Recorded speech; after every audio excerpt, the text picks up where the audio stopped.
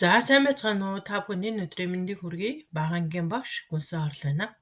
За сургуулийн өмнөх бэлтгэл хичээлийг хүүхдэд гэрээр зааж хичээл хийлгэх арга зүйн зөвлөмж номер 1. Энэхүү зөвлөмж маань 2022-оос 2023 онд хичээлийн жил 1-р ангид орох хүүхдүүдийн эцэг хэмээн өвөө, ах эгч, асар хамгаалагч нарт зориулагдав. За сэдвүүд нь энэхүү зөвлөмжөөрөө 5 сэдвийг хүргэн үүгээр эцэг хэмээн ахагч асран хамгаалагч өөрийгөө үнэлэх, сургуульд орох хүүхдийг үнэлэх, сургуулийн өмнөх бэлтгэл хичээл хийж эхлэхэд анхаарах зүйлс, эхний хичээлээр хүүхдээ юу хийлгэхгүй, за эхний хичээлийг үнэлэх гэсэн ийм 5 сэдвийн дагуу явагдана. За эхний сэдв. Эцэг эх, эмээ өвөө, ахагч асран хамгаалагч өөрийгөө үнэлэх. За та үлгэрлэгч үү, өглөгч үү? За үлгэрлэгч нь хүүхдийн төрсэн цагаас буюу тэс 5 болон 6 жилийн хугацаанд ширээний ард сууж хүүхдийн хажууд ширээний ард сууж ажиллаа, эсвэл хичээл, эсвэл дипломын ажил хийж удаан хугацаанд суусан байдаг. За үүнд нэг удаагийн суусан давтамж нь хамаарахгүй. Ямар ч байсан л ерөөс хүүхдийн хажууд ямар нэг бичгийн ажил хийгээд сууж идэг ийм хүн байдаг гэсэн. За өглөгч үү гэдэгт бол та сүүлийн хүүхдээ төрсэн цагаас эхлэн сүүлийн 5-6 жилийн хугацаанд ширээний ард сууж ажил эсвэл хичээл дипломын ажил гэдэг юм ямар нэгэн байдлаар бичих хэргийн ажил удаан хийдэггүй. Өөрөө яг бичих ном ингэж барьж харагдаагүй боловч хүүхдээ хичээлээ хийж суух хэрэгтэй гэдэг ингэж ерөө та хэлдэг болвол та бол одоо яалч ингэж өглөгч юм аа. Өглөгч юм. За хамгийн сүүлд хизээ хинт хичээл хийхэд тусалсан бэ гэж. Сүүлийн 5 жилийн хугацаанд тийм ээ. Хүүхдийн 5 нас хүртэл гэсэн.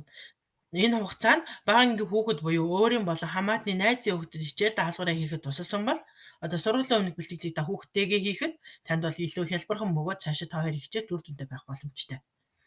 Харин сүүлийн 5 жилийн хугацаанд хүүхдийн 5 хүртэлх наснд бол та багангийн болон сургуулийн насны хүүхдэд хичээл даалгавраа хийхэд тусалж байгаагүй бол танд бол таны хүүхд хамгийн түрүүнд харилцааны төвчөр хэрэгтэйг маш сайн анхаарал тавих хэрэгтэй.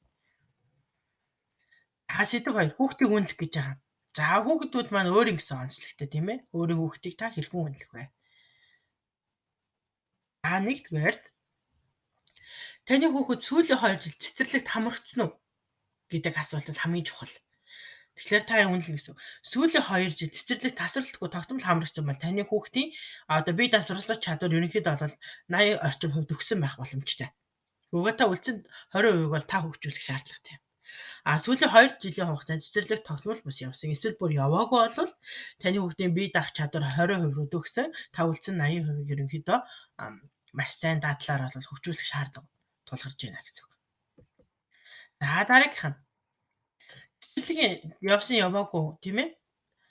Энэ ялгаа нь бол хамгийн том байдаг бөгөөд үүнээс гадна дахин хүчин зүйлсүүд байдаг. Энэ бол хүүхдийн эрүүл мэндийн байдлыг үнэлэх гэж байгаа. За маш их ачаал авахаараа толгоо өвдөх хүүхэд байна. Удаан суухаараа стресс бухимдах хүүхэд байна, тийм ээ. Гэх мэтлэгээр хүүхдийнхаа насны онцлог, сэтгэл зүй, харилцааны онцлог үнэлэх. За хүүхдийн дуртай олон дургүй зүйлсийг тогтоох, ярих буюу өөрийгөө илэрхийлэх чадварыг нь үнэлнэ. Секс дугаалд нь хамрагддаг эсхийг та бас тооцоолох хэрэгтэй гэсэн. Энэ хичээл эхлэхээс өмнө. Эдгээр тооцоололтыг хийгээд хүүхдээ болон өөрийгөө үнэлсний дараах анхаарах зүйлсд анхаарлаа хандуул. За хичээлийн хэрэгцэл авахдаа өөр нь сонгуулах хэрэгтэй. Өөрөөр нь сонгуул. За хичээлэх цагаа тогтоох. За үүнийг бол та тогтооно. За хичээлийн хэрэгслийг хичээл тусаа тогтмол нэг газар хадгална. Хаана байдгүй гэдэг хүүхэд ч таач мэддэг байх хэрэгтэй. За харилцаанд анхаарах талаар харилцан тохирно. За ээж нь чамд хичээл заана. Одоо илүү сургуульд орох чинь ээж нь чамд юм заагаад миний хүн ингэж хийн. За ээж нь чамд ачаал болохгүй. Хоёул айлуулах амар хялбар. Тэгтээ бол тогтмол цагт хичээл хийдэг болох хэрэгтэй гэдэг ингээд харилцан тохирно гэсэн. За хичээл тухтай ширээ санал авах гэдэг бүү яараар гэж хичээлгээд тухтай ширээ санал авахгүй. Юу гэхээр зарим эцэгчүүд бол үүндээ илүү яардаг тийм ээ. Гэвч бол хүүхэд маань ихлээд яг өөрийнхөө байгаа гэртээ байгаа зүйл дасан зохицох. Та бас ихлээд байгаа зүйлээ ашиглан ширээ саналыг нь тохируулж өгөөрэй. За дуртай хоолоо хийл гэж идэх гэр бүлийг нэгэ зугаалах зэрэг ихээр шагнана. За жишээ нь та өдөр ингээд хүүхдээ хичээлийг хийлгэчихвэл өдрийн хоолны цагт өгч чинь тийм ээ. Тэгэх юм бол за миний хүн ингээд ээжийг хоол хийх хооронд хичээлээ хийнэ. Харин чи ямар хоол хийх вэ? Надаа одоо өөр хүссэн хоолыг хэлж болно. Гурилтай шүл, будаатай шүл тий одоо цөм өөр ямар хоол байдгийг өөргөөс одоо идэхийг хүссэн хоолоо ингэж хэлээ. Ээж нь харин чамайг дуртай хоолыг чинь хийж шагная гин гэсэн. За эсвэл тийм ээ. Аавыг орой ажиллаад тараад ирэхэд хоёулаа дугуй унах талбаар явж дугуй уны гэх мэтлэр ингээд аль болох хүүхдэд тохиромжтой сонирхтой зүйлээ шагна гэсэн. Бид нар хүүхдэд судалсан байгаа тийм үү. За хичээлийн цаг дуусаад зураг цаасан намлах цаг бас гаргана. Тэр таны хүүхд яг нөгөө математик монгол хэл гэдэг юм тийм ээ гарын зурлага хөгжүүлэх асуултууд хийсний дараа ээжээ би юу ямар зураг зурмаар байна. Эсвэл цаас ингээд таачлах юм наамаар байна гэх юм бол та тэр цагийг бас гаргаж өгөх хэрэгтэй гэсэн. За дараагийнх нь хичээлийн хэрэгслийг таниулах. За та хичээлийн хэрэгслийг авахдаа хамт явсан тийм үү? Тэгэхээр хүүхдтэй за цэнгэр өнгийн шугам байна. За энэ шугам цэнгэр өнгөтэй байна. Энэ монгол хэлний дэвтэр, энэ математикийн дэвтэр. За энэ ном, энэ үзэг, энэ харандаа. Энэ бол ийм өнгийн харандаа гэх мэт ингээд яг хичээл эхлэх өмнө тогтмол ярилцсан гэсэн. Хичээл эхлэх өмнө тогтмол ярилцсан. Ингээд хичээл хэрэгсэл таниулах хэрэгтэй. За хичээлийн цагаа тогтоох. Хичээлийн цагийг тогтох гэдэг нь бол та цагийг шийднэ. Гэхдээ тогтмол цагт хийдэг болох хэрэгтэй. За хичээлийн хэрэгслийг хичээл дуусаа та өөрөө хямгдах. За аав хийлгэж гинөө, ээж хийлгэж гинөө, эмээ хийлгэж гинөө, өвөө хийлгэж гинөө тийм ээ. Дэвтэр номыг та өөрөө хямгдана. Харин хүүхэд тань хаана хийдэг вэ гэдгийг мэддэг байх гэсэн. За хичээлийн цагийн үед багшны үг зөвлөх хөглөөр ерөнхийдөө өдрийн цаг байвал илүү зөв байдаг. Одоо 100 байгаа учраас өглөө байвал яадаг вэ? Хүүхэд нэгдүгээр бэлэн байдаг, бэлэн болох гэж удирдаг. Дээрээс нь үсгэлэн байдаг тийм үү? Орой гэх юм бол Google-ийн кинонуудын цаг нь болдог. За тэгээд ер нь бол хүүхэд итгэвч суларсан байдаг, ядарсан байдаг учраас өдрийн цаг байх юм бол одоо яг илүү тохиромжтой хүүхэд өөрөөгөө бэлдсэн хоол дундалсан байдаг. За хичээлийн цагаар муу үг үйлдэл хийхгүй байх. Энэ бол танд илүү хамаатай тийм ээ. Хүүхдийг зөөхгүй, муухай бичлээж гэдэг юм те, илүү муу үг хэлэхгүй байх хэрэгтэй. За хичээл тухтай хийх ширээ сандал бэлдэх орчин бүрдүүлэх. Энэ бол гэрт байгаа нөхцөлийг ашиглаад яг тогтмол хийдэг хичээлийн болонтой болох гэдэг юм уу? Эсвэл ширээ сандлыг тогтмол байлгах юм бол хүүхэд өөрөө тэрийгэ бэлдэх боломжтой болно. Ямар ширээ, ямар сандал ашигладаг хүүхэд маань мэддэг болчих. Тэнгүүд хичээлийн цаг болоод өөрөө авчраа суучнаа гэсэн. За сайн хооллож ундал бигж асуусан байх хэрэгтэй тийм ээ. Тэгэхгүй бол босох татварч нь олон болдог. За түрүүн бид нэр дугуй унах эрэг хоол, дуртай хоолоо хийлгэж идэх ирэхээр шагна гэсэн бол одоо анхаарал тавих зүйл бол амттан, тоглоом, утас, ТV үзэх ирэхээр урамшуулах байх хэрэгтэй. Ерөөсөө тиймэрхүүдээр урамшуулж болохгүй. Тэгэх юм бол яг нэг хичээлдээ явахдаа та намайг онц авах юм бол юу өгөх юм гэдэг юм. Эсвэл хоёр ч юм уу юу өгөх юм гэдэг харилцаа гарч ирнэ гэсэн. За үлгэрийн ном, зурагт номыг одоо өөрт нь харуулж байгаад уншиж өгч байгаарай. За бүр ингээд та уншихтаа бүр ингээд үлгэрийн ном, зурагт ном гэдэг ингээд үгэндээ хуруугаар ингээд чиглүүлээд унших юм бол сургуульд орсон хүүхэд маань үсгээ нүүдэлгээд илүү амар болно гэсэн. Амархан байгуул нь үгийг бас бүтэн уншдаг бол даваа талтай. За сургуулийн өмнөх бэлтгэл хичээлээ хийх явцад хэрвээ та амжилт чөлөө захаараа дараах 3 алхмыг хийх хэрэгтэй байдаг. Нэгдүгээр ангийн хүүхдийн бэлтгэл хичээлийн ном гэж байгаа.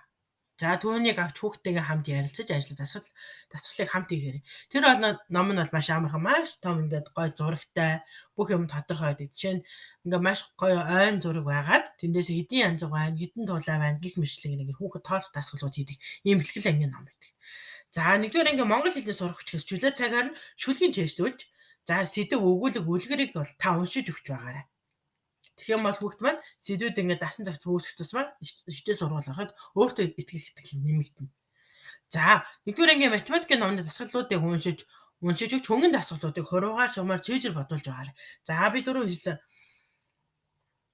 математикийн дэвтрийг бид нар таниулсан тийм ээ. Математикийн ном бас ингээд ерөнхийдөө зүгээр л хараад таниулж байна. Тэгээд тэндээсээ угаасаа эхний дасгалууд дандаа 10 дотор бодох байгаа. Тэрийг бодлогоодыг л уншиж өгөө чи юу гэж бодож ийн гэдэг ингээ ярилцангаа хуруугаар эсвэл шугамын аргаар ингээ бодуулаад болвол ингээ чэйжэр 10 дотор бодуулж байгаарай. За ингээд эхний хичээл рүүгээ орно. Хичээл ямар байх вэ гэхээр математик, монгол хэл гээд нэмэлтээр бол зураг цаасан намлыг ном унших гэсэн юм одоо дадал шуулгах нэмэлт хичээлүүд байж болно. За математикийн хичээлийн хамгийн түрүүнд байгаа юм бэ гэхээр математикийн зурлага цэбэр дүрс зэрэг нь болоод бичиж зур сурахад хүүхдэд илүү амархан санагддаг. Хаан гурвалжин дүрс зурыг, за дөрвөлжин дүрс зурыг гих мэтлэнгээр яг дөрвөлжингийн нүдэнд тааруул зураг бол хүүхдэд илүү таалагддаг. Илүү амархан санагддаг.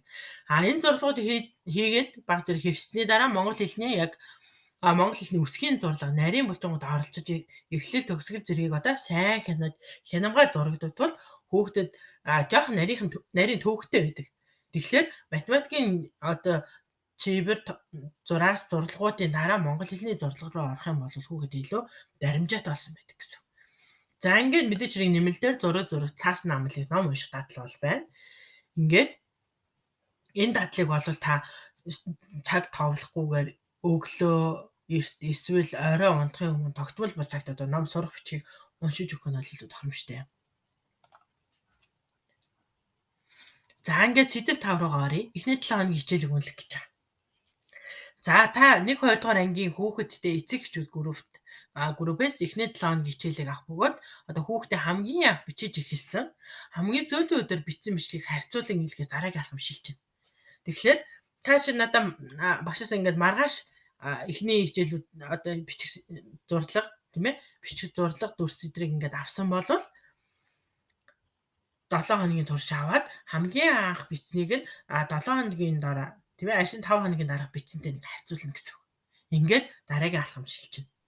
За тэгээд 7 сар гэдэг бол ерөнхийдөө яг хичээлийн сургуулийн өмнө бэлтгэл хийхэд хамгийн тохиромжтой байдаг.